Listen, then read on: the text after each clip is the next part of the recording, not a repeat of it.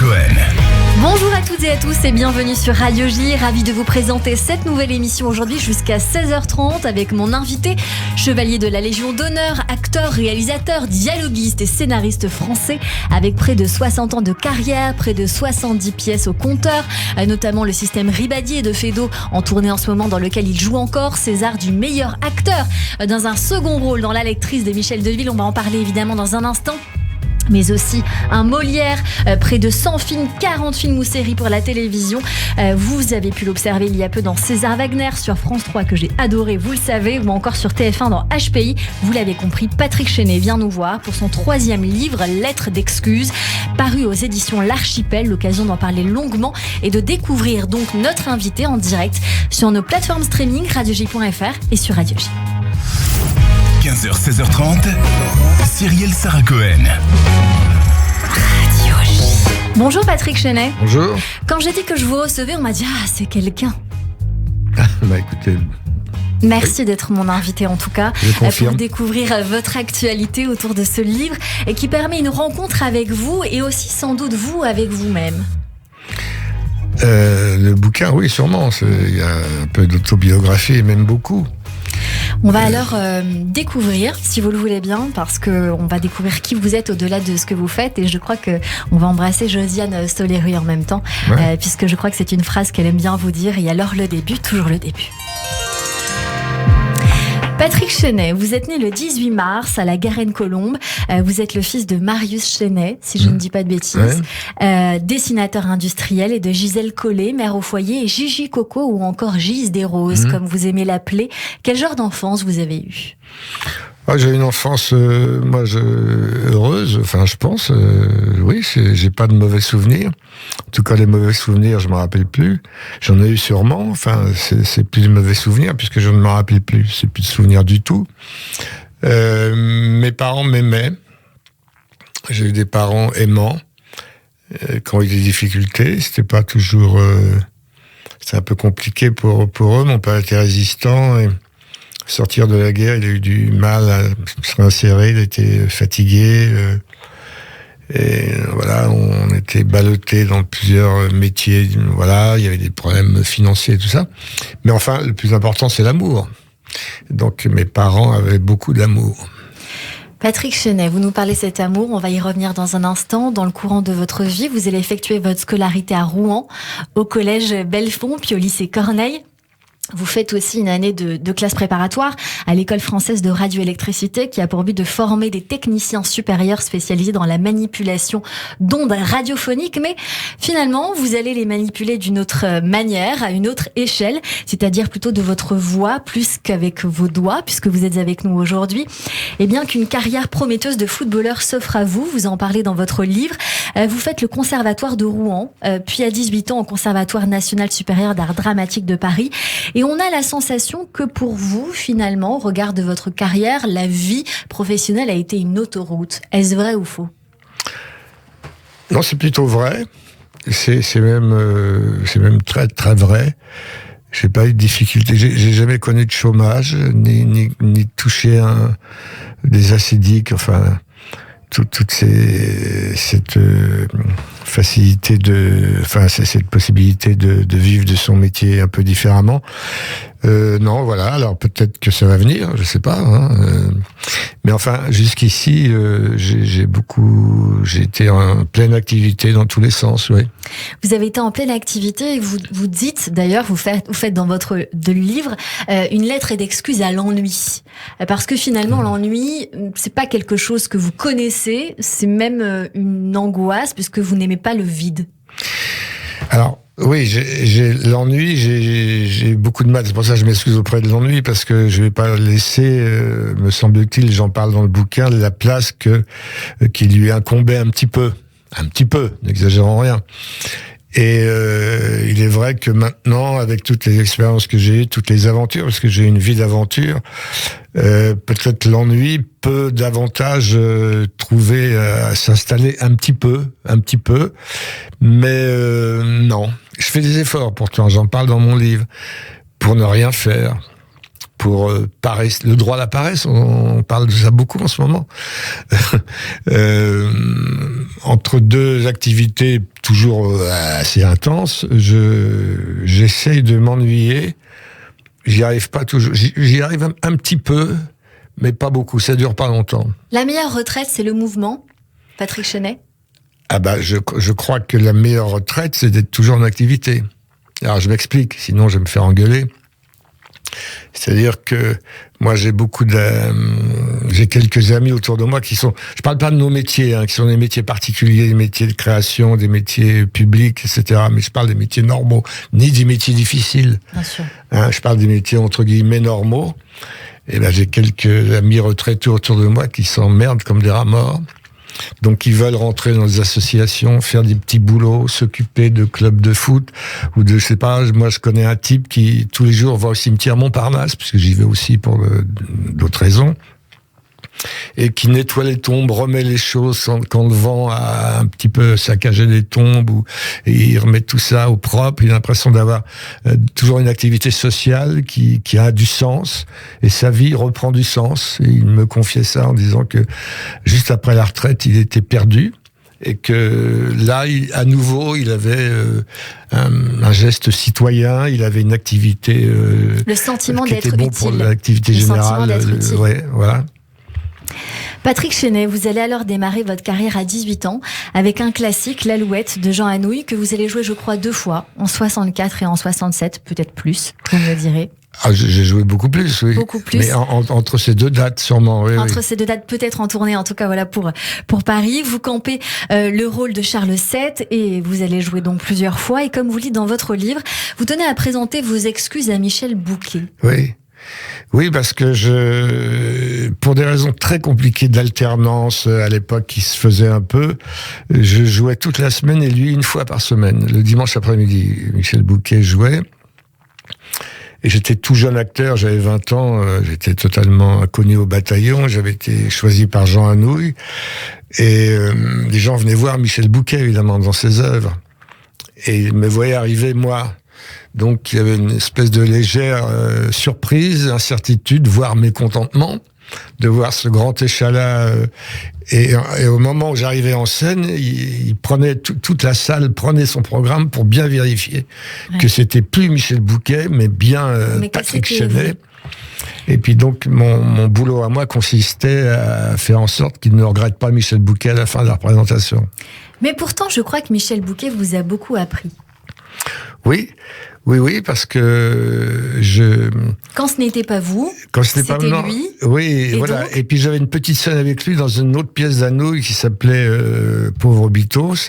Et j'avais une scène avec lui et le reste de la représentation, j'allais dans la salle le voir parce que j'attendais une copine qui était ouvreuse.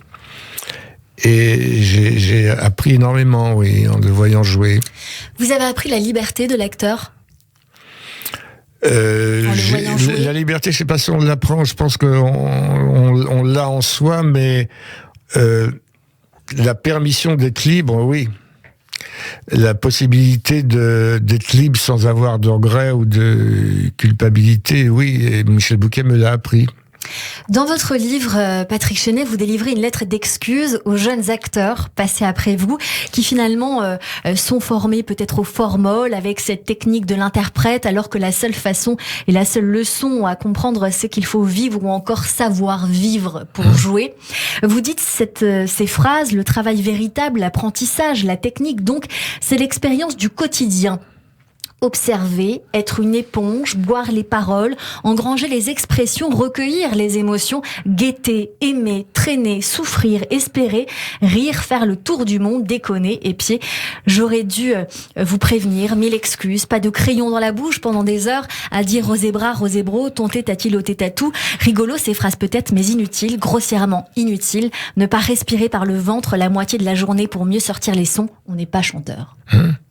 C'est une jolie phrase, c'est 2 jolies phrases que vous conseillez aux comédiens, aux acteurs. Est-ce que vous auriez voulu qu'on vous dise ça à vous ? Est-ce qu'on vous l'a dit ou est-ce que vous l'avez appris du fait de votre parcours à vous ? Non, on ne l'a pas dit, mais instinctivement, vous savez, je suis un acteur d'instinct, donc j'ai parfois un instinct qui sent les choses.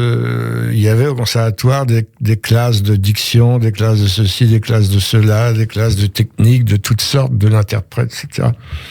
Et j'ai tout de suite senti que la vérité profonde n'était pas là.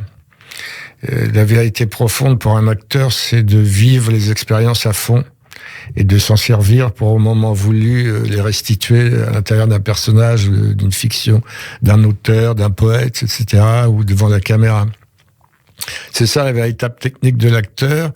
Et je dis aussi dans mon bouquin que la technique de l'acteur ne doit pas se voir. Si on sent la technique chez l'acteur, c'est que c'est foutu. C'est que le reste, on voit pas le reste.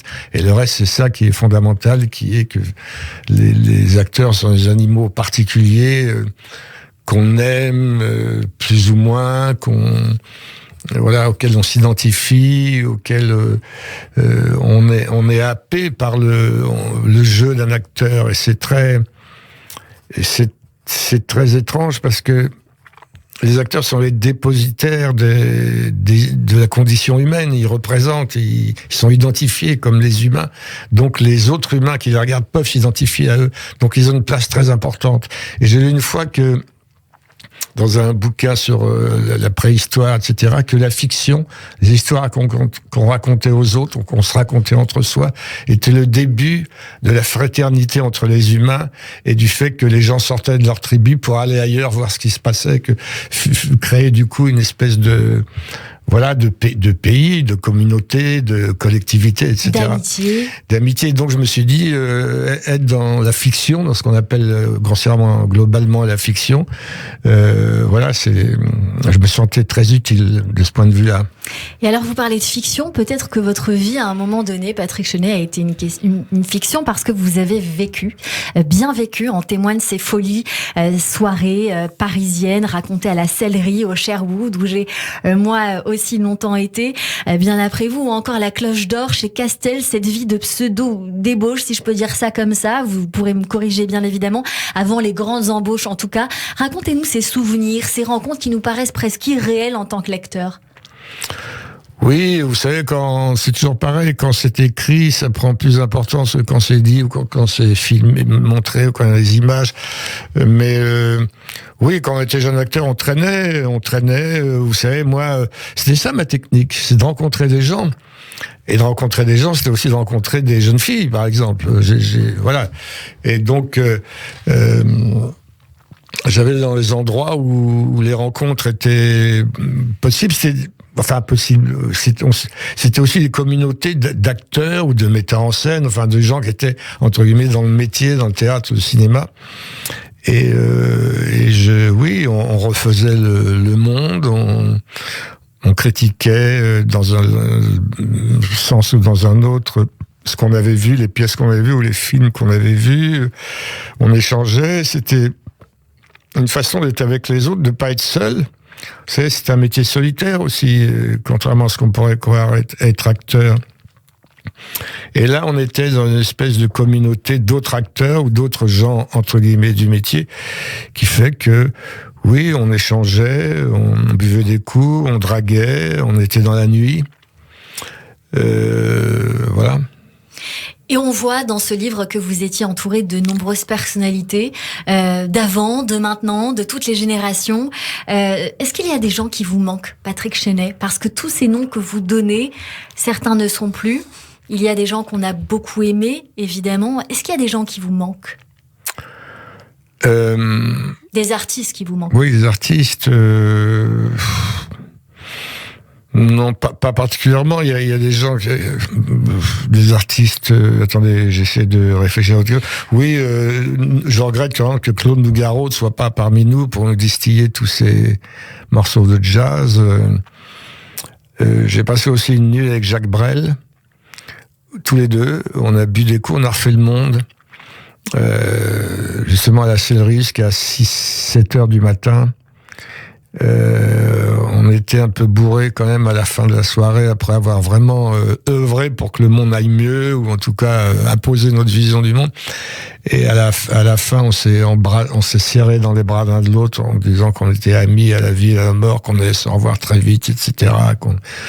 qu'on était bien l'un avec l'autre. Évidemment, on s'est jamais revus. C'est aussi une des particularités de ce métier. Et c'est aussi très joli, parfois, ces moments éphémères dont on garde des souvenirs Formidable. impérissables. Bien sûr. Quel genre de personnalité vous étiez à l'époque, Patrick Chenet? Vous dites dans votre livre que vous démarrez votre carrière avec cette personnalité un peu craintive, un peu perdue, atypique, asociale parfois, décalée décidément. Est-ce que vous l'êtes resté ou pas du tout? Non, j'ai pris, avec la maturité, j'ai pris un peu plus d'assurance. Non, mais si vous voulez, j'étais un peu timide, mais en même temps, j'avais ce qu'on appelle l'audace des timides. Parfois, j'avais une insolence, et d'autres fois, justement, j'y allais, je plongeais, quoi. Parce que j'étais impressionné et qu'il fallait, faire le coup de poing avec la situation, il fallait y aller, quoi. Ce qu'on appelle l'audace des timides. J'étais un peu percuté par ça souvent. Mais non, mais j'ai des très bons souvenirs. Je crois que j'ai eu une enfance heureuse, un début de carrière de jeune acteur, de jeune homme, tout simplement heureux. Je me sentais bien. Ou alors, est-ce que j'ai la faculté d'oublier tous les mauvais moments, les moments de doute? Je crois qu'il y a un peu de ça aussi. Mais les moments de doute et les moments difficiles, ou les moments où on n'est pas heureux, malheureux, tout simplement, fait partie de la panoplie, enfin, en tout cas, des ingrédients dont on a besoin pour bien jouer la comédie. C'est ce que je disais tout à l'heure, on revient, c'est-à-dire, la technique de l'acteur, c'est vivre les bonnes choses, mais les mauvaises aussi. Vous allez obtenir un premier prix de comédie en 68. Quelle émotion, ça, pour vous, en tant que jeune acteur? J'étais assez fier parce qu'il y avait mes parents dans la salle et mon père qui souriait de toutes ses dents. Enfin, il avait des dents artificielles, il avait été torturé par la Gestapo. Et il avait des dents, donc il souriait de toutes ses fausses dents. Je me rappelle de cette image. Et puis oui, vous savez, à l'époque, les concours du conservatoire étaient extrêmement médiatisés. Parce qu'il y avait des prix. Ben non, il n'y a plus de prix. Alors, c'est comme les Césars ou les festivals de Cannes. C'est-à-dire, tout Paris était là. Ouais. Tous les médias étaient là. Les auteurs ont parlé de ça. Moi, j'ai eu un premier prix. J'ai ma photo en première page du Figaro.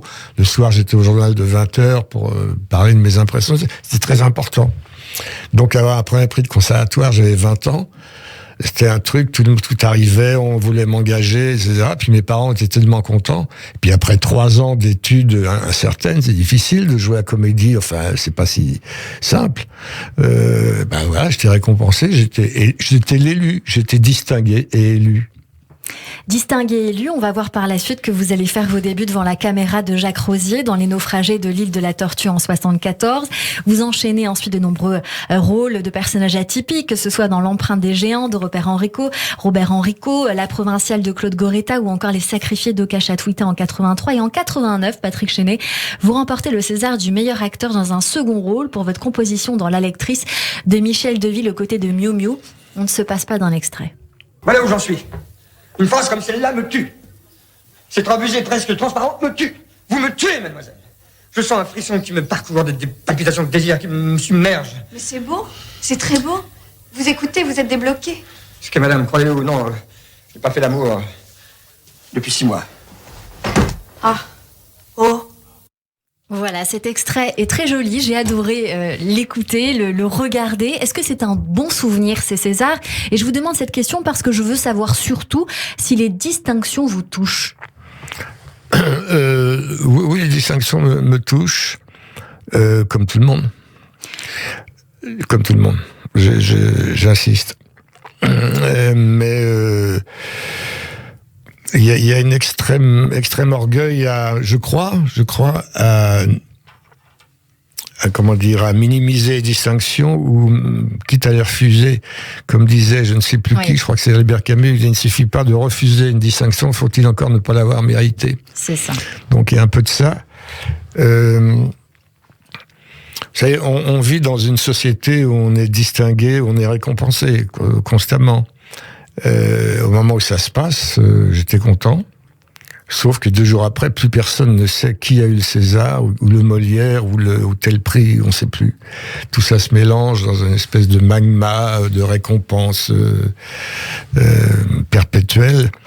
Mais pour répondre à votre question, oui, non, j'aime bien être récompensé, oui. Il y aura un Molière aussi en 2009, mais ce que je veux dire, et je rebondis sur ce que vous m'avez dit tout à l'heure, forcément, Patrick Chenet, vous parlez de votre papa résistant face à la Gestapo. Est-ce que ça, c'est peut-être le rôle de votre vie, peut-être un rôle dont vous rêveriez, peut-être que vous auriez envie de raconter cette histoire? Est-ce que vous l'avez déjà fait? Est-ce que vous avez envie de le faire? Parce que ça a dû laisser des séquelles aussi dans votre évolution d'enfant. Oui, parce que mon père ne parlait pas beaucoup de ça, fallait tirer les verres du nez, c'est pas quelqu'un qui se racontait. Simplement, je sais qu'il était très gaulliste, justement, parce que à cause de son... Et que être gaulliste dans certains milieux plutôt situés à gauche, c'était donc il s'est battu contre ça. Il y avait toujours cette phrase que j'aimais beaucoup: je ne suis pas gaulliste, je suis pour De Gaulle. J'aimais beaucoup, il le disait très souvent. Alors raconter son histoire, je sais pas, moi, vous savez, je suis acteur. Moi, j'ai joué De Gaulle pour la télévision, et j'ai joué aussi Laval. Pour la télévision, toujours. Donc, quand on joue des personnages aussi différents, de la même époque, puisqu'on parle de cette époque-là, je dis pas qu'on essaie de défendre les personnages, mais on les joue avec leur poids. Vous savez, De Gaulle, on sait, Laval, on nous a reproché d'ailleurs de le réhabiliter, ce qui est faux. Mais il a une fille, des enfants, une femme, il avait le truc. Et il venait de l'extrême gauche pour arriver de l'autre côté. Il voulait faire une carrière politique. Il sentait que c'était comme ça qu'il fallait faire. Il n'arrêtait pas de parler tout le temps de ses rapports avec les nazis, qu'il fallait absolument protéger, quand il parlait des juifs, il fallait que ce soit des juifs français. Voilà, il fallait qu'ils soient français, mais qu'il les protégeait comme les autres. Et c'était un type qui était plein de contradictions, plein de complexes, qui était assez attachant, qui avait de l'humour, qui avait des copains, qui aimait bien boire des coups. C'était un être humain. Vous savez, le cinéma permet aussi de complexifier toujours les images qu'on a, bonnes, mauvaises. Ça peut être pour les bonnes aussi. La vérité historique, chez des gens qui ont une grande figure historique, parfois elle peut être dégradée quand la vérité est là. Et à Laval, j'ai eu du plaisir à complexifier le personnage avec toutes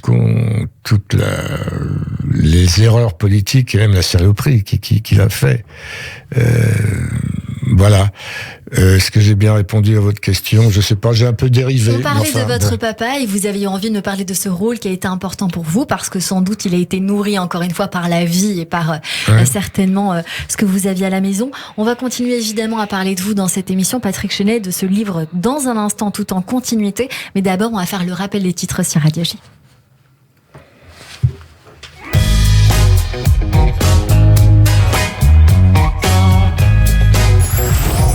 15h, 16h30, Cyrielle Sarah Cohen. Radio J.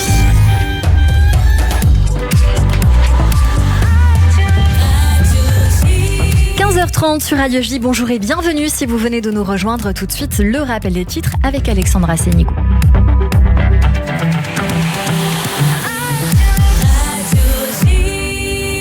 Bonjour Alexandra. Bonjour Cyrielle. À la une de l'actualité en Israël, le ministre de la Justice Yariv Levin rejette un compromis proposé par le président de l'État Yitzhak Herzog pour la réforme judiciaire. Le président affirme que cette proposition publiée ce matin par le Israël Hayom et le Yediot Aharonot n'en était pas une et qu'il s'agissait d'une simple ébauche parmi d'autres. Ce texte propose de supprimer la clause d'annulation, un mécanisme qui permet à la Knesset d'annuler les décisions de la Cour suprême lorsqu'elle décide d'abroger des lois. Au chapitre sécuritaire, une opération de Tsahal est en cours dans un camp de réfugiés près de Jenin. Des échanges de tirs ont eu lieu entre les forces israéliennes et les individus armés. Plus d'informations dans nos prochaines éditions. En Syrie, l'aéroport d'Alep a été fermé suite à des frappes imputées par Damas à Israël.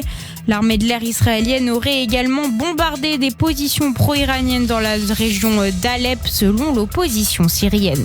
L'actualité en France, la journée de mobilisation contre la réforme des retraites est d'ores et déjà très suivie dans tout le pays, à commencer par des expéditions de carburant. Elles sont bloquées depuis toutes les raffineries françaises selon la CGT.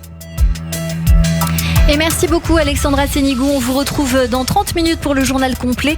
Mais tout de suite, une petite pause et on poursuit notre émission avec mon invité Patrick Chenet, mes chroniqueurs qui nous rejoignent sur Radio J. Radio J. Radio J, le 6-9, Ilana Ferradian. Bonjour Evital. Bonjour, Boker Tov, Shalom Ilana. On vous retrouve tous les matins à 6h47. Et oui, Ken, avec Mila, le mot du jour, Mila Beyom. Un cours d'hébreu à l'Ulpan Écuge, info sur écuge.fr. Alors c'est comment avec vos nouveaux appareils? Wow, j'entends parfaitement. Et je vous rappelle qu'ils sont à moins 40%. Quoi, vous dites? Vous avez moins 40% chez Optical Center. Mais si, alors j'ai bien entendu. Et vous avez d'autres bonnes nouvelles? On vous offre une paire de lunettes à votre vue. Wow, ça marche vraiment super. Allez-y, parlez encore. Et ça marche aussi sur les verres progressifs. Ça s'arrête jamais ce truc. Alors on les choisit ces lunettes? Ici? Maintenant? Oh, vous m'êtes très sympathique. C'est réciproque. Chez Optical Center, voyez et entendez la vie du bon côté. Avec l'offre audition, vos appareils auditifs sont à moins 40% et on vous offre une paire de lunettes à votre vue, même en progressif. Valable du 1er janvier au 30 novembre 2023. Dispositifs médicaux, conditions en magasin. Pour Purim, grâce au Vaad Arabanim, accomplissez la mitzvah de Matanot Laevionim, les dons aux pauvres, de la meilleure façon possible pour aider des milliers de malades, veuves, orphelins et nécessiteux. Et profitez de la prière spéciale en Iran sur la tombe de Mordechai et Esther, veille de Purim, et de la bénédiction des grands de la génération, le jour de Purim. Tous vos dons seront redistribués le jour même de Purim aux nécessiteux. Vaad Arabanim, 0800 106 135, 0800 106 135 et vaadarabanim.org. Purim Sameach. Radio J. Radio J. Radio J. Radio J. 15h, 16h30. Cyrielle Sarah Cohen. De retour sur l'antenne de Radio J. Merci de passer votre après-midi avec nous jusqu'à 16h30 avec mon invité Patrick Chenet pour ce livre Lettres d'excuses aux éditions L'Archipel. Et c'est l'occasion pour moi d'y venir tout de suite. Ce livre, Patrick Chenet, c'est un prétexte pour vider votre sac. Vous le trouvez? J'ai l'impression. Non, je crois que c'est... Oui, vous savez, quand on parle de soi, enfin de sa biographie, de les multiples aventures de sa vie, oui, quelque part, je sais pas si on règle des comptes, mais enfin, non, peut-être, je sais pas. En tout cas, oui, on dit des choses, donc on vide son sac, pour employer cette expression, où je parle de choses un peu plus intimes. J'espère que j'en parle avec un peu de pudeur, je crois. Exact, mais vous voyez, c'est exactement ce que j'allais vous dire. Il y a cette pudeur et justement, elle démarre avec cette pudeur. Je vais vous dire pourquoi. Ça démarre avec votre intimité, non pas le début que vous pensez, mais celui qui me vient en tête, celui que j'ai vu. Vous adressez ce livre à Josiane Stoléru. Mes remerciements intenses et infinis pour ces lumières et ces si jolies petites mains. Finalement, c'est une manière de dire que l'on aime avec cette pudeur, à celle finalement que vous avez toujours aimée, même en étant un peu parti pendant un temps. Oui. Oui. Alors, attendez, comment... c'est une question. C'est une question. Alors, ma vraie question, c'est est-ce que vous pensez que l'on revient toujours à ses premiers amours? Non, je suis pas sûr. Mais là, d'abord, c'était pas un premier amour. Mère de votre premier enfant, dirons-nous comme ça. Oui, mais c'est une femme que j'ai aimée, que j'aime, qui m'est indispensable, auquel je pense être assez indispensable aussi, peut-être que je pense. Voilà. Non, pourquoi je m'excuse auprès d'elle? Parce que voilà, la vie est ce qu'elle est. J'ai eu des enfants d'autres histoires.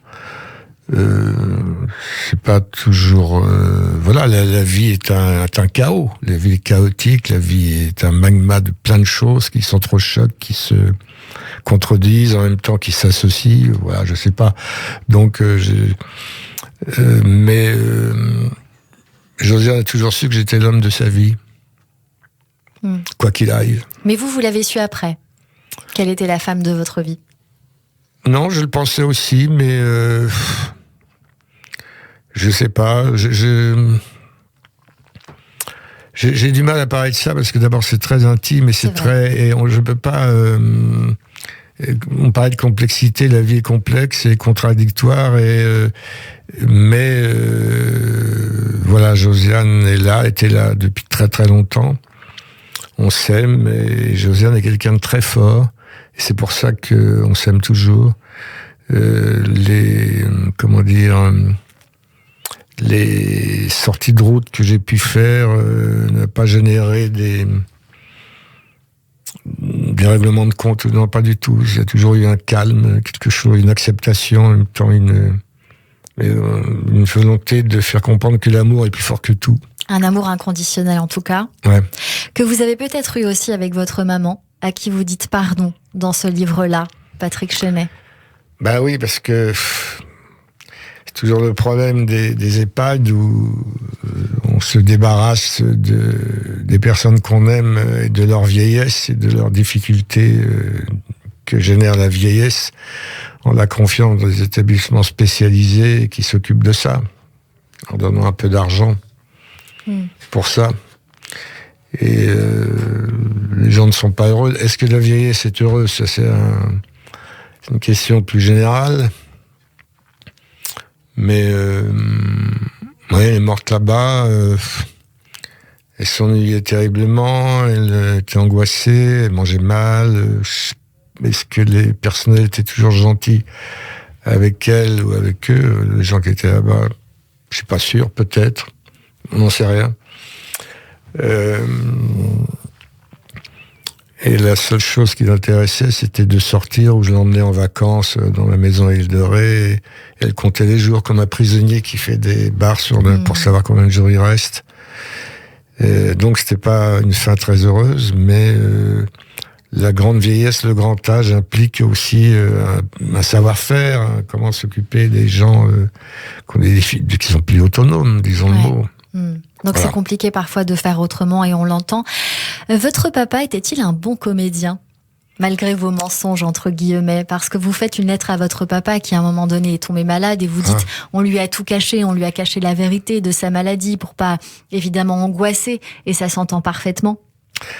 Oui, à l'époque on disait pas la vérité aux malades atteints de cancer, parce qu'on voulait pas les angoisser.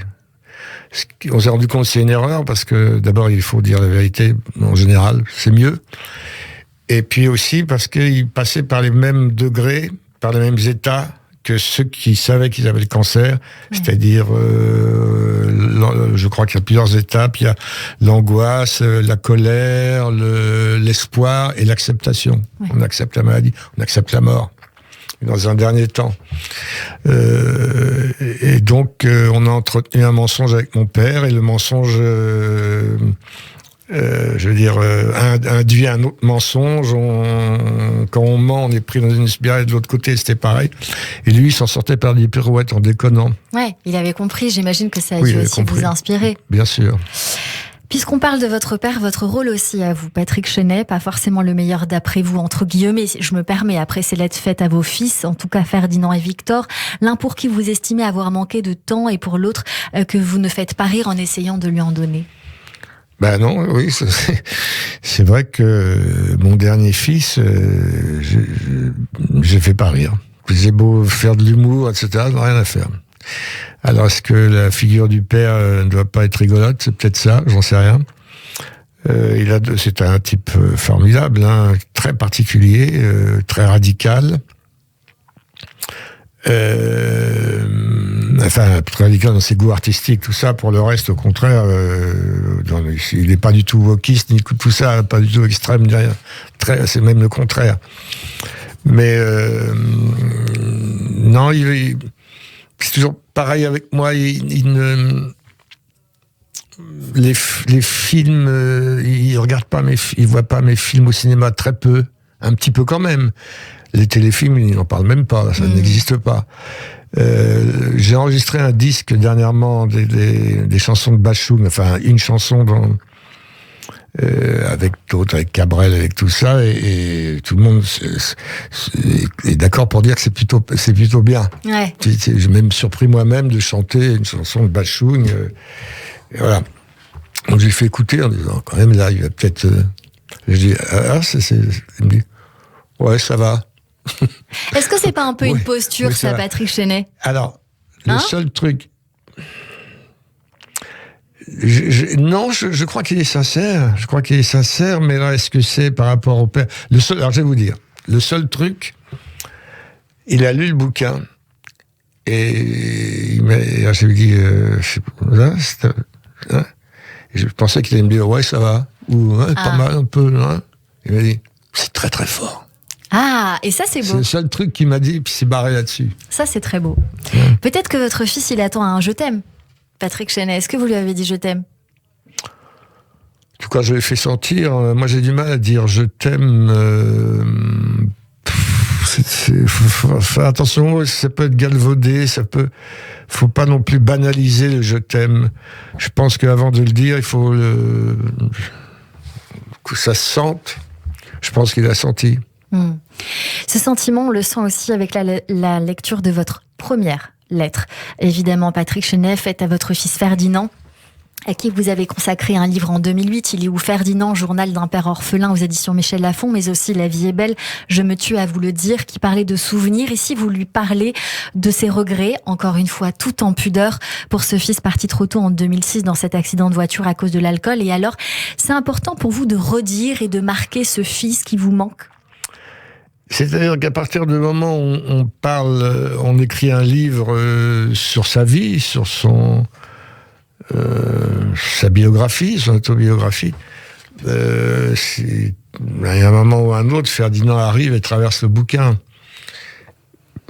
Et il le traverse de H jusqu'à Z, quelque part. Oui, ben, je peux pas m'empêcher. Vous savez, c'est le stylo qui décide. Moi, j'écris à la main sur des cahiers. Enfin, quand je dis stylo qui décide, j'exagère, mais enfin... Voilà, c'est comme ça, ça vient. Bah, ça vient.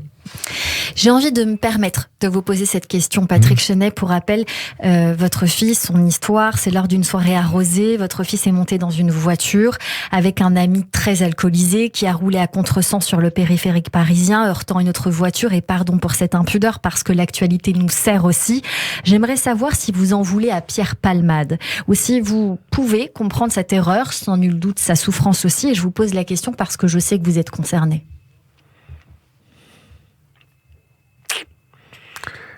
Je crois qu'il faudrait qu'on lui foute la paix. Il faut qu'on foute la paix à tout le monde. Pierre Palmade est une figure publique populaire, donc évidemment le truc le laser est sur lui. Il faut qu'on lui foute la paix. Et il doit morfler peut-être moins que ceux qui a créé l'accident, mais j'ai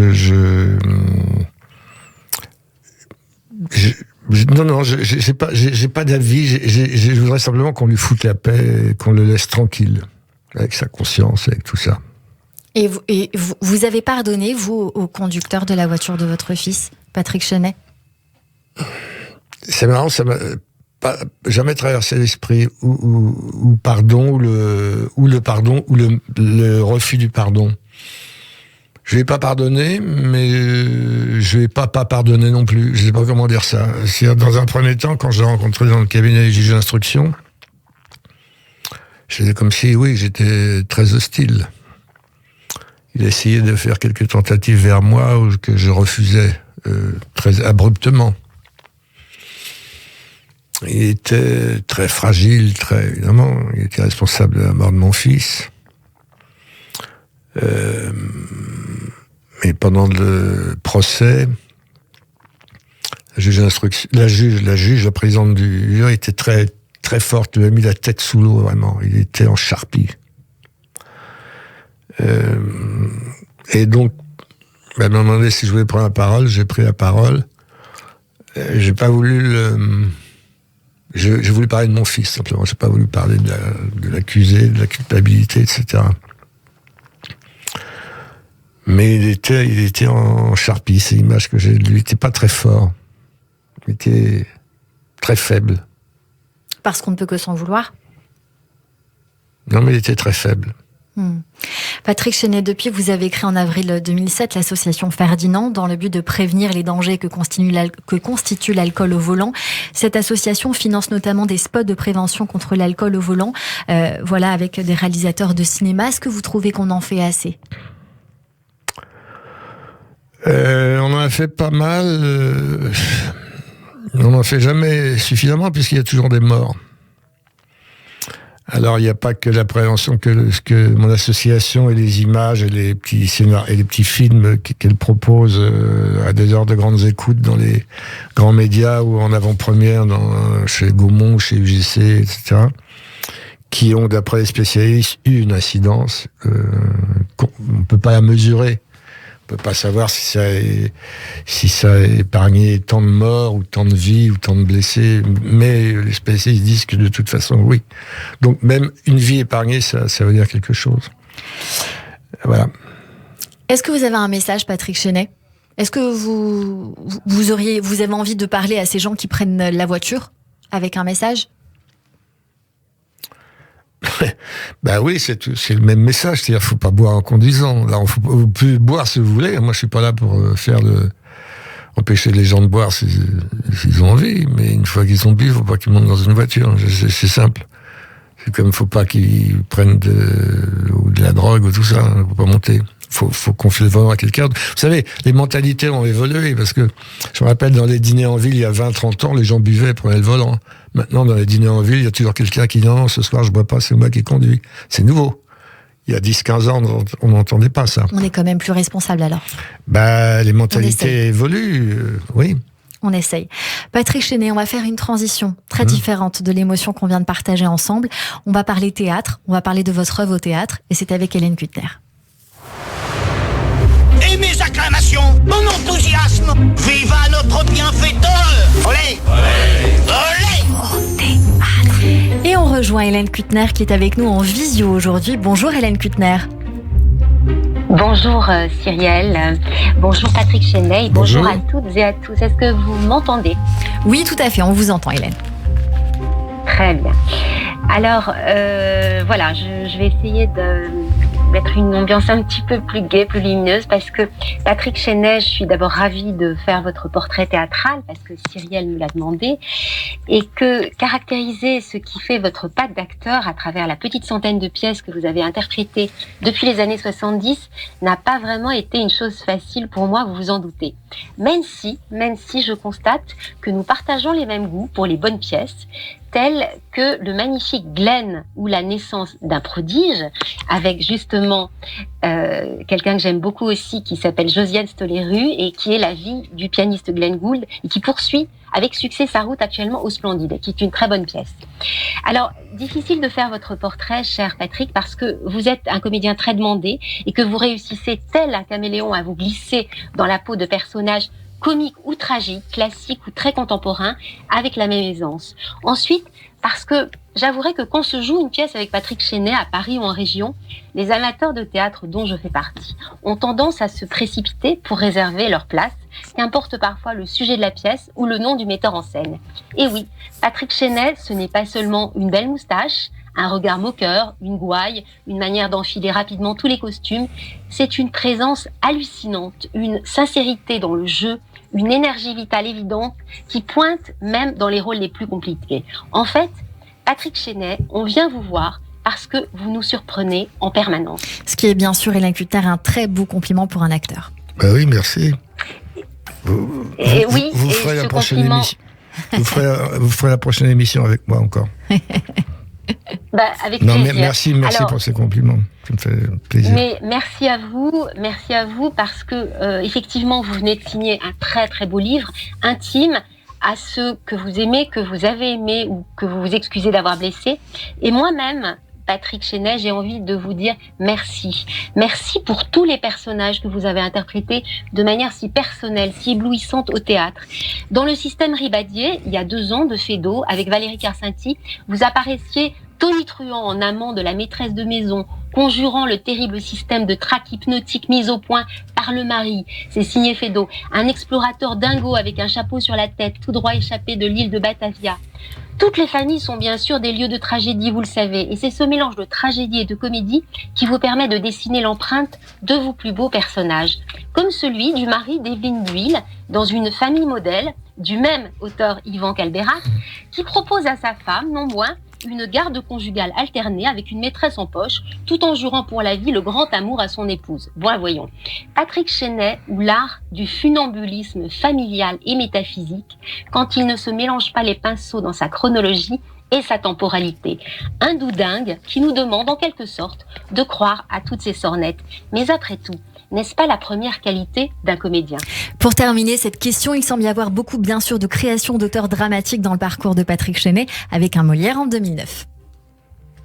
Oui, Cyrielle, car Patrick Chenet, même si c'est un grand acteur, il aime s'embarquer dans les premières pièces, qui sont autant de prises de risque, même pour un grand acteur.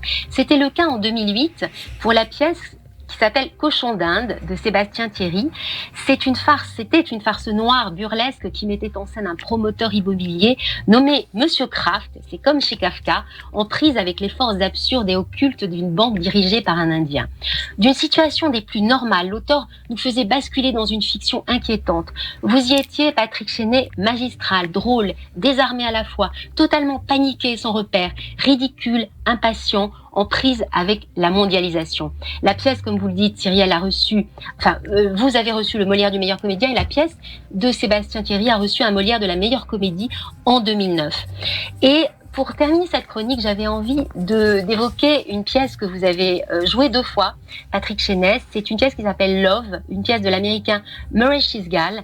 Vous l'avez jouée en 1985 sous la direction de Michel Fagado et vous l'avez reprise en 2001 en compagnie de Fanny Cotension et de Sam Carman à la Comédie des Champs-Élysées.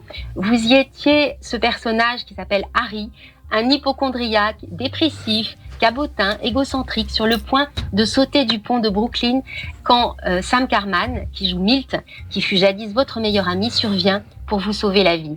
Entre vous deux, évidemment, une femme qui s'appelait Hélène, qui ne rêvait que de mariage. C'était une pièce magnifique qui explorait nos névroses, nos rêves d'amour à travers des personnages embarqués sur les montagnes russes de la fusion et de la rupture. En haut ou en bas, euphorique ou dépressif, amoureux ou misanthrope, continuez, cher Patrick Chenet, à nous embarquer sur vos scènes de théâtre et surtout, merci de continuer à nous surprendre. Merci, c'est une très très jolie chronique. Merci beaucoup Hélène Kuttner. Et je rappelle, Patrick Chenet, que vous êtes toujours en tournée avec le système Ribadier. Oui. Est-ce que vous êtes toujours avec Isabelle Gélinas ?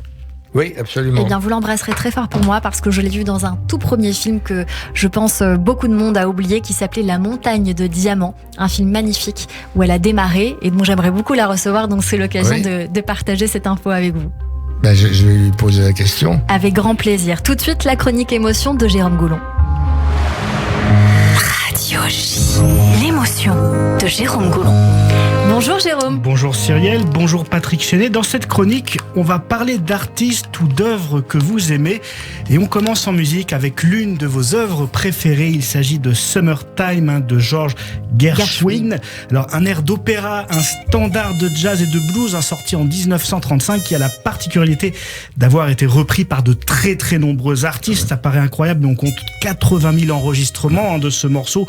On peut entendre ici la version de Miles Davis, un artiste que vous adorez, Patrick Chenet. Alors malheureusement, George Gershwin, le compositeur de cette œuvre, n'aura pas eu le temps d'apprécier l'incroyable succès de cette dernière, puisqu'il est décédé 2 ans plus tard, en 1937, à seulement 38 ans.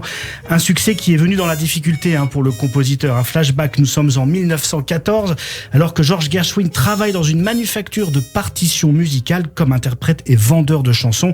Il souhaite soumettre ses propres compositions. Oui, mais voilà, on lui rétorque que la société n'a pas besoin de compositeur et qu'il doit rester à sa place de simple pianiste, entre guillemets. Alors au bout de 3 ans, il quitte la manufacture et compose ses propres œuvres, et la roue finit finalement par tourner, et George Gershwin est enfin reconnu à sa juste valeur. Les derniers jours de sa vie sont d'ailleurs dignes d'un film hollywoodien et témoignent de l'importance qu'avait pris ce compositeur. Nous sommes en 37, et alors que Gershwin est atteint d'une tumeur cérébrale, qu'il est tombé dans le coma, ses proches font des pieds et des mains pour que le meilleur neurochirurgien des États-Unis, Walter Dandy, vienne l'opérer en urgence. Oui, mais voilà, ce dernier est parti pêcher en bateau avec le gouverneur du Maryland. La Maison Blanche affrète alors un garde-côte pour trouver le yacht du gouverneur et ramener le chirurgien à l'hôpital de Los Angeles où se situe Gershwin. Malheureusement, c'est trop tard, puisque le compositeur meurt avant que le docteur n'ait pu s'occuper de lui. Son œuvre, elle en tout cas, est passée à la postérité. Pourquoi vous aimez Summertime précisément, Patrick Chenet ? D'abord, c'est vrai que les interprétations diverses sur ma femme sont toutes sublimes. Il y a la Fitzgerald, enfin il y a plein de gens. Parce que ça évoque quelque chose de très particulier. Comment dire ? C'est l'Amérique, c'est le jazz, c'est l'été, c'est l'enfance, les vacances, le soleil. C'est quelque chose qui vous accompagne, qui me transporte, qui m'a toujours transporté toute ma vie, Summertime, et j'en ai enregistré, écouté, 50 versions.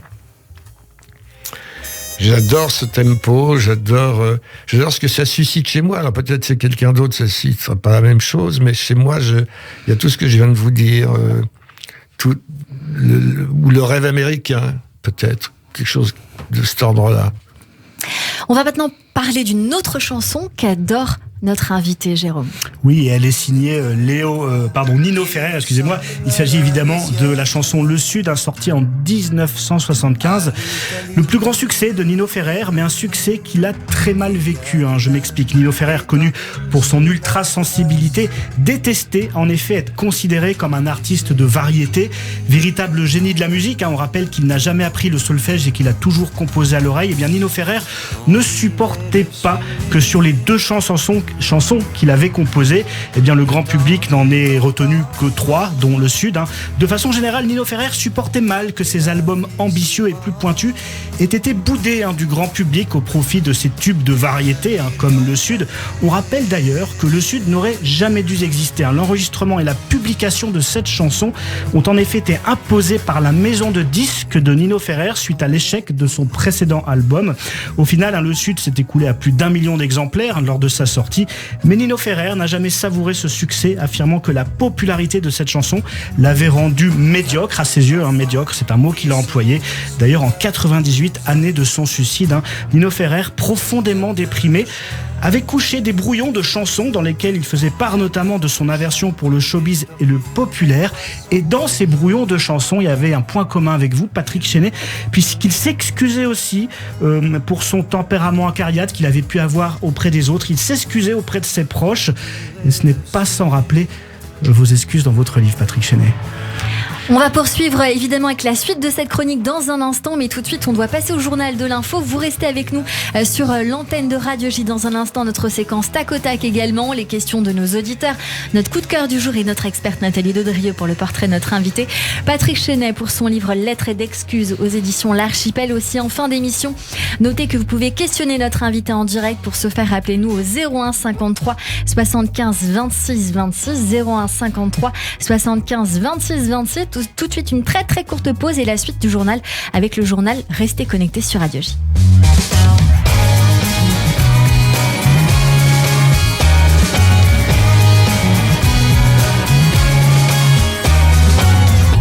Radio J, le 6-9, Ilana Ferradian. Tous les matins à 7h45 sur Radio J, Christophe Barbier. Je vous retrouve tous les matins dans le 6-9 d'Ilana Ferradian avec un invité politique chaque jour. C'est le Barbier du matin. C'est tous les jours à 7h45 sur Radio J. La communauté juive de Créteil vous convie à la semaine du judaïsme marocain du dimanche 12 mars au dimanche 19 mars. Expositions, films, conférences, rencontres, débats, Shabbat plein, soirée Bakashot, concert de clôture de musique judéo-andalouse avec des artistes d'Israël et du Maroc. Réservation pour le Shabbat 01 43 77 01 70. Programme et billetterie pour le concert sur judaïsmemarocain.fr. La semaine judéo-marocaine est sous le haut patronage de Sa Majesté le roi du Maroc, Mohamed VI.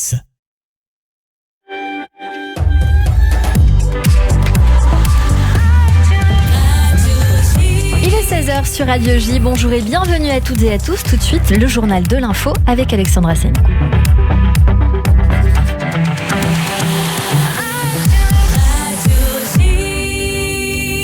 Bonjour Alexandra. Bonjour Cyril. À la une de l'actualité en Israël, le ministre de la Justice Yariv Levin rejette un compromis proposé par le président de l'État Yitzhak Herzog pour la réforme judiciaire.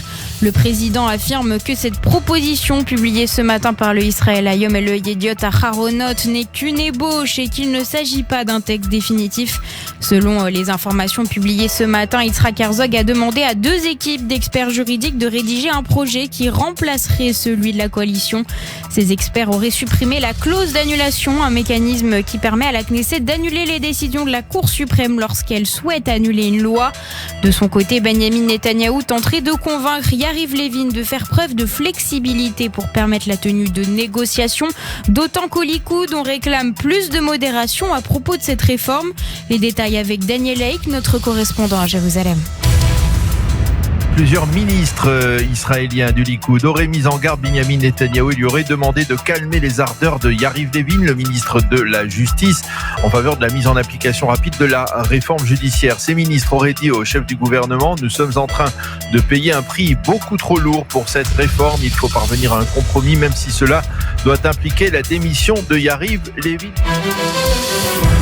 Daniel Haïk, notre correspondant à Jérusalem. Au chapitre sécuritaire, le terroriste qui a tué les frères Yaniv dans l'attentat de Hawara a été abattu par Tsahal à Jenin. L'armée israélienne menait cet après-midi un raid dans un camp de réfugiés afin de l'arrêter. Des échanges de tirs ont lieu entre les forces israéliennes et des individus armés. 4 Palestiniens ont été tués le 26 février. Hillel Yaniv et Yigal Yaniv ont été abattus alors qu'ils traversaient Hawara à bord de leur véhicule. Le terroriste s'est enfui, déclenchant une chasse à l'homme d'1 semaine. Nucléaire iranien, Téhéran ne fera finalement pas l'objet d'une résolution de l'Agence internationale de l'énergie atomique. La République islamique a finalement accepté de rebrancher les caméras de surveillance sur plusieurs sites nucléaires après des accords concrets conclus ce week-end à Téhéran par le chef de l'agence onusienne, Raphaël Grossi. Une augmentation des inspections a tout de même été décidée à l'usine souterraine de Fordo où de l'uranium enrichi à 83,7%, un niveau proche du seuil pour fabriquer une bombe atomique, a été découvert.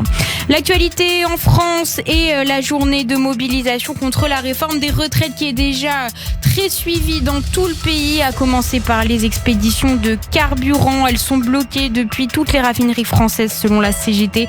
Du côté des transports, à Paris, la plupart des lignes de métro circuleront principalement aux heures de pointe, comme les RER, entre un train sur 2 et un 3 sur 3 selon la SNCF, alors que plus de 320 manifestations sont prévues aujourd'hui en France et que le projet de loi rencontre une vive opposition dans l'opinion. Le secrétaire général de la CGT, Philippe Martinez, appelle lui les jeunes à se mobiliser. La question qui est posée, c'est comment la jeunesse, les étudiants notamment, et ils ont proposé une journée d'action le jeudi prochain, comment les étudiants qui sont déjà présents dans les cortèges amplifient le mouvement aux côtés, parce que c'est leur avenir qui est en jeu. Les étudiants et les lycéens. Les étudiants et les lycéens. Vous les appelez à sécher les cours, à rejoindre les cortèges. En tout cas à s'exprimer sous les formes qu'ils décident, à rejoindre les cortèges, à manifester, parce que c'est leur avenir qui est en jeu aussi. Philippe Martinez ce matin sur France Info. L'actualité internationale à New York, un militant pro-palestinien a été condamné à 18 mois de prison pour attaque antisémite lors de manifestations pro- et anti-Israël. Saad Massoud, 29 ans, a été condamné pour de multiples incidents violents contre des militants pro-israéliens, mais il a assuré qu'il n'était pas antisémite. Le tribunal a pris cette affaire à titre d'exemple, car la plupart des accusations de crimes de haine à New York sont abandonnées avant toute condamnation. On termine ce journal avec un mot de la guerre en Ukraine. La Pologne livrera 10 chars Léopard dès cette semaine à Kiev. Sur le plan diplomatique, le chef de l'ONU, Antonio Guterres, se rend pendant 2 jours à Kiev pour rencontrer le président ukrainien Volodymyr Zelensky. C'est son 3e voyage en Ukraine depuis le début de la guerre. Le secrétaire général des Nations Unies est arrivé pour l'instant en Pologne. Il doit notamment évoquer la poursuite de l'accord sur les exportations de céréales ukrainiennes. Et merci beaucoup Alexandra Sénigou. On vous retrouve demain à partir de 14h dans le Grand Journal sur Radio J. Tout de suite, on revient dans un instant avec mon invité Patrick Chenet pour son livre Lettres d'excuses aux éditions L'Archipel. À tout de suite. Radio J. David Revaud-Dallon, ça reste entre nous. Retrouvez-moi tous les mercredis sur Radio J pour Ça reste entre nous. La politique comme vous ne l'entendez nulle part ailleurs. meilleurs spécialistes réunis sans langue de bois. Demain, 21h, sur Radio J. Alors, ces nouvelles lunettes, monsieur Jean. Oh là là, c'est incroyable. Le monde est beau. Papa. Oui, et puis chez Optical Center, la première paire est à moins 40% et la deuxième paire est offerte. Encore plus beau. Attendez, je crois que ça marche plus. Quoi? Ah non, ça va. J'ai juste aperçu mon fils. J'ai eu peur. Tu vois mieux, mais t'es pas devenu plus drôle. Il a dit quoi? J'ai pas entendu. Ils ont aussi des appareils auditifs si tu veux, papa. Chez Optical Center, voyez et entendez la vie du bon côté. Avec l'offre unique, votre première paire est à moins 40% et la seconde offerte à votre vue, quelle que soit la marque, même en progressif. Valable du 1er janvier au 30 novembre 2023. Dispositifs médicaux, conditions en magasin. Pour Purim, grâce au Vaad Arabanim, accomplissez la mitzvah de Matanot Laevionim, les dons aux pauvres, de la meilleure façon possible pour aider des milliers de malades, veuves, orphelins et nécessiteux. Et profitez de la prière spéciale en Iran sur la tombe de Mordechai et Esther, veille de Purim, et de la bénédiction des grands de la génération, le jour de Purim. Tous vos dons seront redistribués le jour même de Purim aux nécessiteux. Vaad Arabanim, 0800 106 135, 0800 106 135 et vaadarabanim.org. Purim Sameach. Radio J. Radio J. 15h, 16h30. Cyrielle Sarah Cohen. De retour sur l'antenne de Radio J, merci de nous rejoindre si c'est le cas, si vous êtes avec nous depuis le début, merci d'être en notre compagnie avec mon invité aujourd'hui Patrick Chenet pour ce livre Lettres d'excuses aux éditions L'Archipel, et on parlait d'émotion. On continue cette émotion avec vous évidemment Jérôme Goulon, puisque désormais on va parler d'autre chose, dites-nous tout. Oui, alors on poursuit notre voyage dans votre univers culturel, Patrick Chenet, avec l'une de vos chansons préférées. Il s'agit de The End, sortie en 1967, une chanson pleine d'histoire elle aussi. Nous sommes en 1966. Des Doors, évidemment, je l'ai pas dit. Jim Morrison vient de rompre avec sa petite amie de l'époque, une certaine Marie. Il commence donc à écrire ce titre en référence à cette rupture, mais cette chanson, elle va évoluer de façon assez étonnante. En août 1966, les Doors se produisent dans la boîte de nuit Whiskey à Gogo, située en Californie. Le groupe doit jouer 2 sessions par nuit et parfois il est contraint de faire du remplissage. Lors de ces sessions, les Doors en profitent donc pour retravailler la chanson en live, quitte donc à faire du remplissage, et c'est ce qui explique pourquoi la version finale dure 11 minutes 40. Et puis, autre anecdote autour de la création de cette chanson, un soir de représentation alors que Jim Morrison est sous acide, il improvise un passage en live où il fait une référence au complexe d'Oedipe. Je ne vous fais pas de dessin sur les paroles. Ce passage choque le patron de la boîte de nuit qui met un terme au contrat des Doors. Au final, ce passage légèrement édulcoré restera dans la version définitive de la chanson qui sort donc quelques mois plus tard en janvier 1967 et qui devient évidemment un titre culte. On va terminer avec de la littérature et l'un de vos derniers coups de cœur, Patrick Chenet. Oui, il s'agit de Monument National de Julia Deck, un roman sorti en janvier 2022. Une tragicomédie savoureuse qui se déroule dans un château légèrement en ruine du côté de Rambouillet. Sont réunis une ancienne gloire du cinéma français, sa 3e épouse qui a 30 ans de moins que lui, leurs 3 enfants, ainsi qu'une foultitude de domestiques, la gouvernante, le jardinier, le chauffeur, la nounou, le coach sportif. Des domestiques qui sont donc conviés tous les jours à l'apéro. Et vous ajoutez à ce tableau la période de confinement, quelques individus du 93 ou encore le couple Emmanuel et Brigitte Macron. Ça paraît totalement improbable. Le décor est planté avec un vaudeville qui vire au thriller quand le maître des lieux meurt et que son testament ne correspond pas vraiment aux attentes de tout le monde. Les événements s'emballent, le tout sous la brillante plume de Julia Deck qui nous livre une satire sociale mordante, une brillante comédie humaine à l'humour grinçant.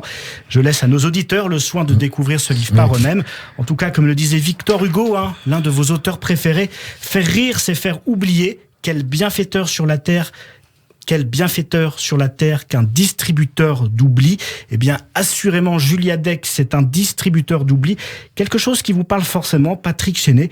Vous qui avez déclaré un jour que jouer, vous enivrer des rires et des applaudissements du public, était votre seule façon d'éloigner la mort. Oui, alors d'abord, je suis en train de lire le bouquin, donc vous me l'avez un peu spolié sur la fin, mais ça fait rien. J'ai pas dit la fin. Aïe, aïe, aïe. J'ai parlé du Monument National qui... Voilà. Oui. Bon, bref, si les gens vont le lire, voilà. Mais enfin, en tout cas, je connais la fin maintenant. Merci du tuyau. Donc du coup j'ai oublié la question. Ah oui, jouer, oui.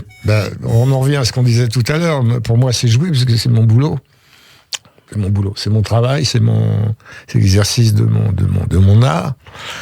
Je pense qu'avoir une activité intense, surtout quand on vieillit, empêche de penser aux choses qui fâchent, à la disparition des gens autour de nous. du temps qui se raccourcit. Et puis quand on arrive à un âge certain, des turbulences de la santé, et puis à terme de la mort, oui. Ouais. Donc voilà, jouer me permet de vérifier que je suis toujours en forme, que j'aime ça, que le public m'aide.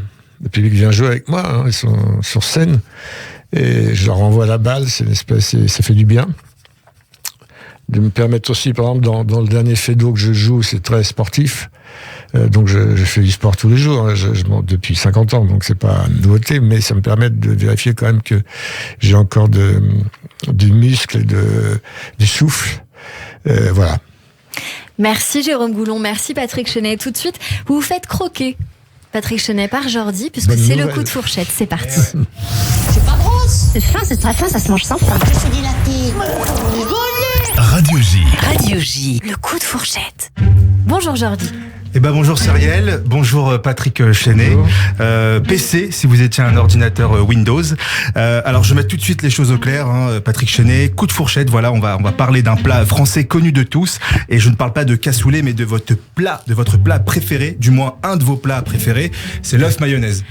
Ouais, bah Et, voilà. Ouais. et d'ailleurs, Patrick Chenet, pour la petite information, a mangé de très bons œufs mayonnaise aujourd'hui, juste en bas de la radio au Valois. Oui, juste avant de venir, j'ai mangé il y avait œuf mayonnaise sur la carte, je me suis pas fait prier. Bah, vous êtes cohérent. L'œuf mayonnaise, à l'image de vous, Patrick Chenet, c'est la France qu'on aime, simple, efficace, cholestérol. J'aime beaucoup les œufs mayonnaise, moi aussi. Et sans transition, moi, Patrick Chenet, je vous ai connu en slip dans Le Prix à payer. Et je vous ai trouvé très bon acteur. Et je trouve que vous portez très bien le slip, qui est souvent mis à mal par le caleçon, alors que des gens comme Patrick Chenet le portent merveilleusement bien. Alors, évidemment, je suis pas là pour parler de vous en slip, hein. On vous reçoit pour ce livre, qui sont des lettres d'excuses adressées à des personnes, à des lieux, à vous-même. Alors, j'ai appris dans ce livre qu'au conservatoire, René Simon répétait le travail chez un artiste et le repos, c'est son travail. Alors, moi, je me considère comme un artiste, et après la pause déj, je pourrais enfin dire moi je vais travailler, voilà, ni vu ni connu, la petite sieste qui fait du bien. D'ailleurs Cyrielle, comment on dit dormir en anglais? Sleep. Et voilà, on retourne sur cette histoire de slip. Voilà, exactement. Alors Patrick Chenet, aujourd'hui chez les Juifs, peut-être vous le savez, il y a une fête qui s'appelle Purim, où c'est une fête où l'on se déguise, on s'offre des cadeaux. Voilà, et je profite du livre de Patrick pour m'excuser également, car l'année dernière j'ai fêté cette fête qui s'appelle Purim. Je suis allé à une soirée déguisée chez un ami, sa mère lui prêtait son appartement, et le thème des déguisements de la soirée, c'était les stations de métro. Donc moi j'arrive avec une couronne, je représente la station Couronne, et je tombe sur sa mère, donc la propriétaire des lieux, et je lui dis vous êtes habillé en Pigalle. Elle me dit non, moi je vais dîner avec des amis. Ok. Donc pardon Mireille, je suis désolé. Alors Patrick Chenet, c'est bientôt votre anniversaire, voilà, je le cale comme ça. Si vous voulez m'inviter, je suis disponible. Je suis disponible. J'espère que le César est toujours bien mis dans le salon en évidence. C'est pas moi, c'est ma femme. Ah, c'est votre femme. Je laisse faire. Oui, bien sûr, mais vous avez raison, parce que le César dans le salon, ça veut vraiment dire excusez-moi, j'ai du talent. Et quel talent, Patrick Chenet. Plus de 50 ans de carrière, plus de 90 films, plus de 60 pièces de théâtre, un Molière. Tu m'étonnes qu'il sorte un livre de lettres d'excuses, il rafle tout, hein. Bon, après 240 pages de lettres d'excuses, hein, est-ce que c'est pas beaucoup pour quelqu'un qui techniquement a fait plus de choses de bien que de mal? Même si c'est vrai que vous avez chanté dans Les Enfoirés, mais on vous pardonne, Patrick. Alors, après avoir lu ce livre, hein, qui est autobiographique, je pense qu'on peut tout vous pardonner, Patrick Chenet, et comme le dit votre femme, ce que vous êtes est plus important que ce que vous faites, et je pense qu'elle a tout dit, et après avoir demandé pardon, tout ce qu'on peut vous répondre, c'est merci Patrick Chenet. Merci, bravo. Et c'est joliment dit, et c'est aussi le slogan de l'émission, vous vous rendez compte, si vous êtes au-delà de ce que vous faites. Donc on a démarré avec ça, donc on est totalement synchro avec Madame Stollery. Allez, tout de suite, on poursuit cette émission. Merci beaucoup Jordi, à la semaine prochaine. Une date, peut-être une scène prochaine? Toujours du rodage, et un jour une grosse date et un gros événement. Et on viendra très nombreux, on vient tous ensemble. Un cachet plus qu'un comprimé, évidemment. Merci, allez tout de suite le coup de cœur sur Radio J. Radio J. 15h, 16h30, Cyrielle Sarah Cohen.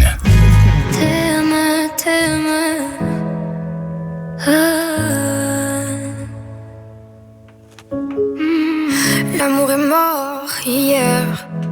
J'ai dû tout jeter à la mer. J'ai pas tiré la première. J'ai gardé ton pull, je le jetterai après l'hiver. Faire tous les jours, seul ce qu'on faisait à deux. plus rien ne m'entoure. Depuis que ton corps m'a dit adieu, je suis phoque, je suis folle. Est-ce qu'il faut que je m'isole?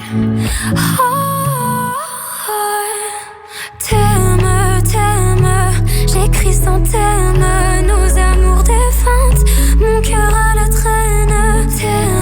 T'aimes, ma peau sous la tienne. Je sais pas, ça m'esquinte, jeté dans la tête. Tu traverses mon être, t'es là sans lettres. Tu traverses mon être, t'es là sans lettres. L'amour est sombre, c'est clair. Tu me tues avec l'art et la manière. Je ne tomberai pas la première. T'es plus mon combat, plus de raison de te faire la guerre. Je me refais le chemin que l'on prenait à deux, mais tout compte fait. Toute seule je suis peut-être mieux. Je suis forte, pas si folle. Reste là, moi je m'envole. T'aimes, j'écris sans thème, nos amours défuntes, mon cœur à la traîne. T'aimes, ma peau sous la tienne. Je sais pas, ça m'esquinte, jeté dans la tête. Tu traverses mon être, t'es là sans lettres. Tu traverses mon être, t'es là sans lettres.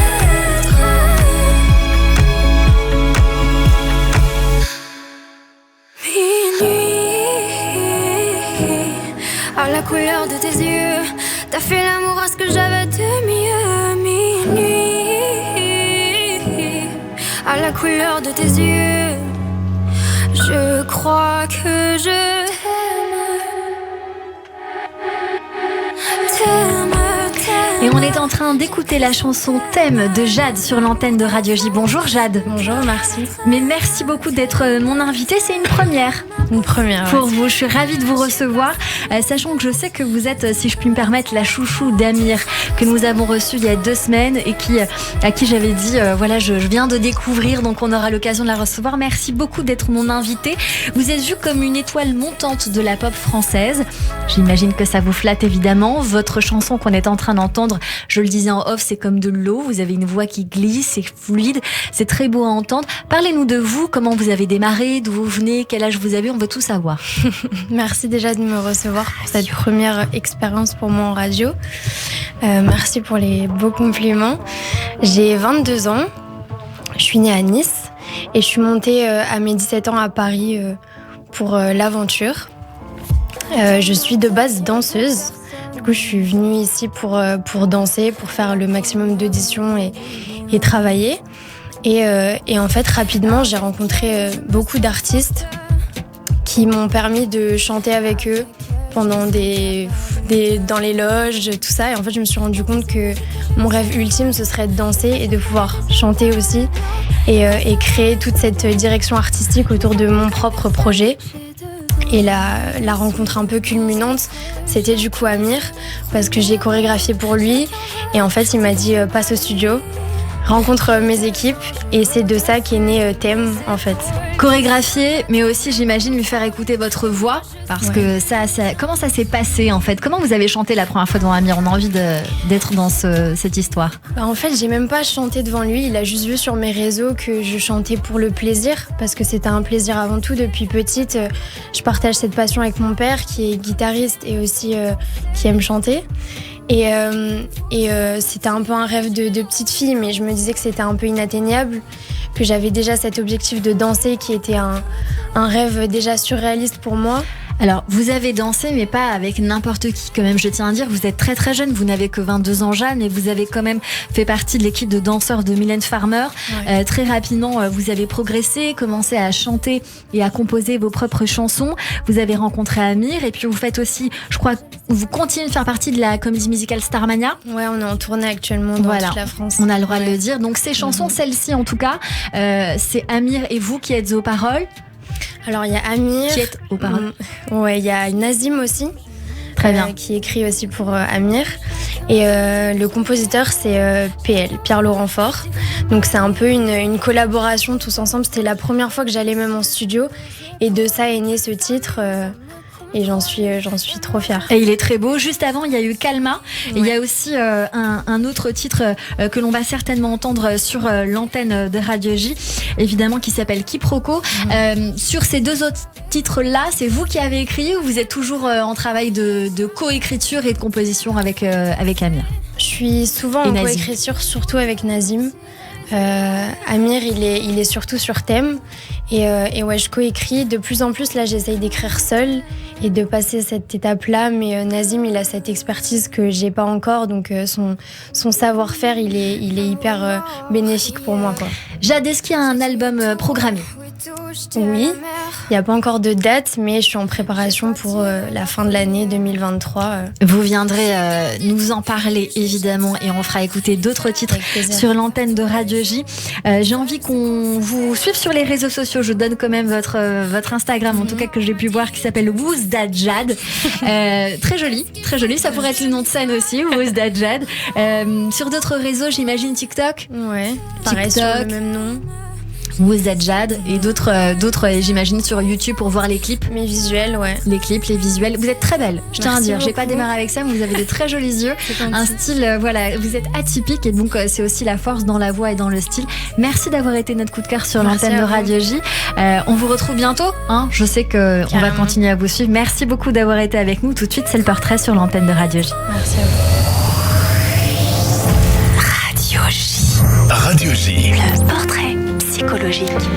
Patrick Chenet, on ne vous a pas oublié, vous imaginez bien.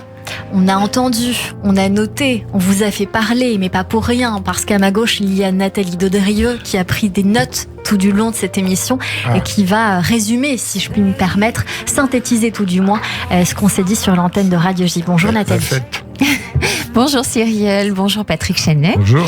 En effet, vous avez partagé de nombreuses choses, d'intimité, voilà, de créativité. Ça démarre évidemment avec votre parcours professionnel, comme vous le dites, un peu comme une autoroute, sans blocage, sans grande difficulté. Tout se déroule et vous saisissez les opportunités avec, voilà, avec une forme d'insouciance, peut-être l'insouciance de l'enfant, qui en général, comme on ne sait pas trop ce qu'il y attend derrière, on y va. Et il y a un peu, j'étais vraiment avec cette phrase, saute et le filet apparaîtra. C'était un peu ça, cette insouciance de l'enfant. Et en même temps, ça porte ses fruits. Hein. Il y a vraiment une faculté d'entrer dans les personnages comme si c'était inné. Vous dites, vous êtes un acteur d'instinct.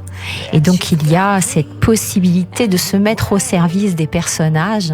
Hein, on va le voir un petit peu plus tard dans ce que vous dites. L'audace des timides, vous entrez avec insolence dans l'aventure. Il y a cette idée de, voilà, je plonge.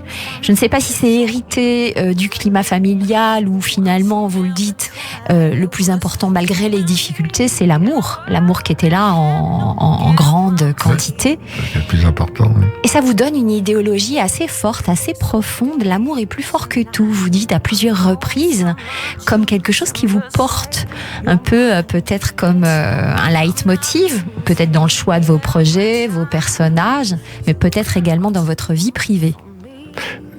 Oui, dans les personnages, j'aime toujours bien aimer au cinéma comme ailleurs les personnages qui sont traversés par l'amour, qui ont des rapports amoureux, des difficultés amoureuses, parce que c'est toujours difficile l'amour. Dans ma vie privée aussi, j'aime aimer. Et j'aime bien qu'on m'aime. Donc, l'un va pas sans l'autre. Parfois, quand il y a un des deux qui manque au rendez-vous, c'est un peu plus compliqué. Eh oui. Mais en général, je suis assez proche de l'amour en général. Mais il n'y a pas il y a l'amour globalement.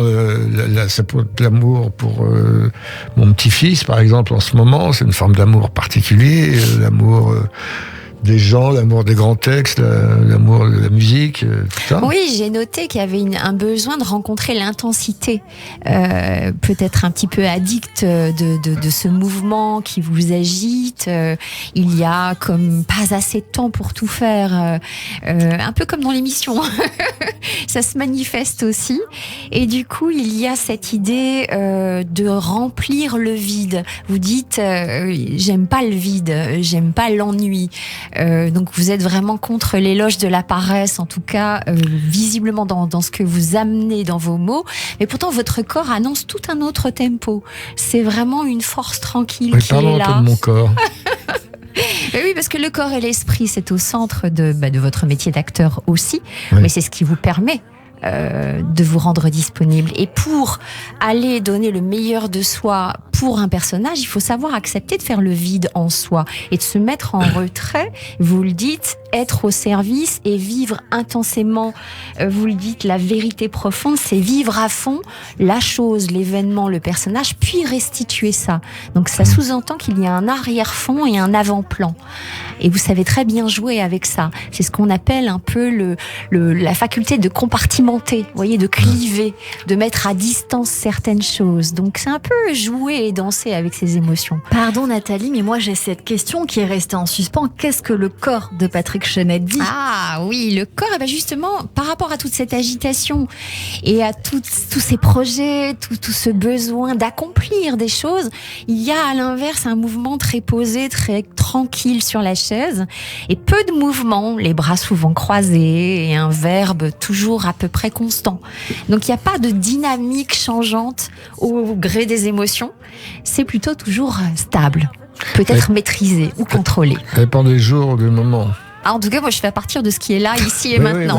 Vous avez raté le moment où Patrick Chenet commence à jouer de la guitare, mais ça c'était en off. Bah ça, je ne l'ai pas vu. Je ne l'ai pas vu. Guitare, évidemment. C'est ça. Donc le grand thème central, c'est quand même aussi remplir de choses qui nous animent. Et vous le dites, c'est aussi jouer, c'est être en forme, c'est rester en contact avec la partie vivante en soi. C'est aussi une façon de mettre encore un peu plus loin les choses qui fâchent, voire même de les oublier. Vous le dites dans votre enfance, il y a peut-être une possibilité que j'ai été dans le déni ou que j'ai mis dans une boîte fermée à double tour les souvenirs dérangeants. Donc jouer et être toujours dans l'ivresse de la scène vous permet d'être en contact avec votre partie vivante. Et il me semble que vous entrez dans cette nébuleuse d'énergie qu'est la vie, tout en acceptant de rencontrer ces parts inconnues en vous et en accueillant ce nouveau cycle de l'existence où il y a encore, il me semble, beaucoup à créer et toujours avec intensité. Merci Patrick Chenet. Merci à vous. Et merci beaucoup à vous Nathalie Dedrieux, notre thérapeute psychocorporelle sur l'antenne de Radio J. J'ai bien compris ça en écoutant. Et on poursuit cette émission et plutôt on la termine avec Jade et ce titre que nous avons entendu tout à l'heure, que vous avez entendu, qui s'appelle Thème, T-H-E-M-E. Et Thème, ça se dit aussi différemment, T'-A-I-M-E. Et je crois que l'amour a été au cœur de cette émission. Patrick Chenet avec vous, auteur de ce livre Lettres d'excuses aux éditions L'Archipel. Un tout petit mot de la fin qui vous revient. Merci de m'avoir invité. Non, on va trouver mieux. Non, j'ai passé un très bon moment avec vous. Je crois que vous avez. C'était pas une émission par-dessus la jambe. C'est une émission qui a été pensée, travaillée avec du. Je m'excuse de le dire, avec du talent et de l'envie. Bah, ça m'a fait plaisir. C'est bien. Merci Bravo. à vous Patrick Chenet, merci beaucoup d'avoir été avec nous sur l'antenne de Radio J. Vous l'avez dit tout à l'heure, 1h30 ça ne va pas suffire, on aurait pu rester très longtemps avec vous. Merci beaucoup à la réalisation audio et vidéo Philippe Sinclair. Aujourd'hui, notez que vous pouvez réécouter cette émission évidemment sur radioj.fr, YouTube et toutes les plateformes de streaming. Rendez-vous demain dès 15h avec Sarah Barouk pour son livre 125 et des milliers qui sort demain à l'occasion de la Journée internationale de la femme. Belle journée à toutes et à tous sur Radio J. Je ne tomberai pas la première. Radio J. 15h, 16h30, Cyrielle Sarah Cohen. Montez le son. Vous écoutez Radio J. Radio J. Radio J.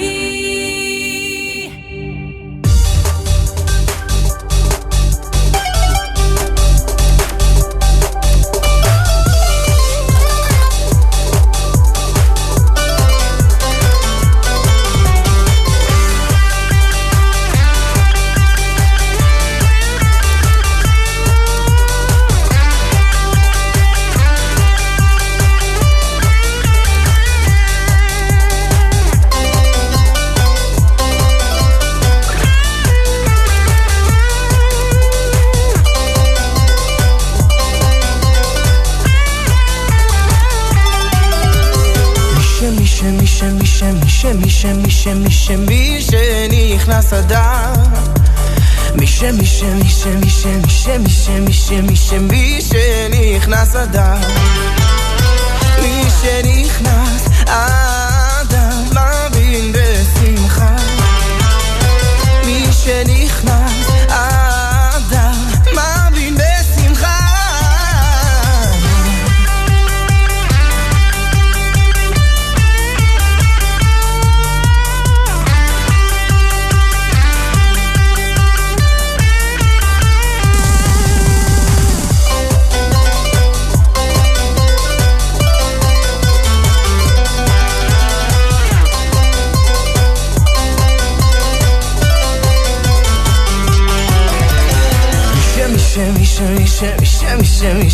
מי שנכנס אדם